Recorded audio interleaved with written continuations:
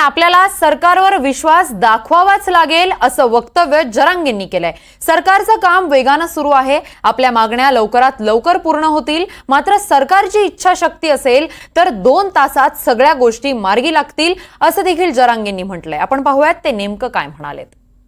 इच्छाशक्ती जर असली, सरकारची जर इच्छा असेल तर 7 दिवस नाही 2च घंट्यात सगळे निर्णय होऊ शकतात आणि ते बी कायदेशीर टिकणार।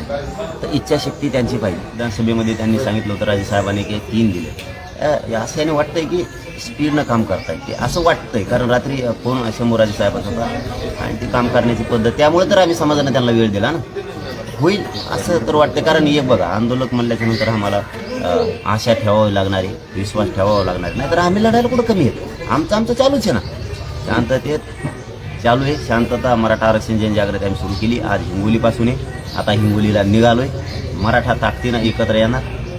थोडंफार कमी होणारच आहे, कारण कामाचे दिवस आहेत, विठुरायाची वारी पण समाज जास्तीचा तिकडं असतो, पण आमची शक्ती काही ते मराठी सगळे बाहेर निघणार आणि आम्ही सरकारला जागा करायचं।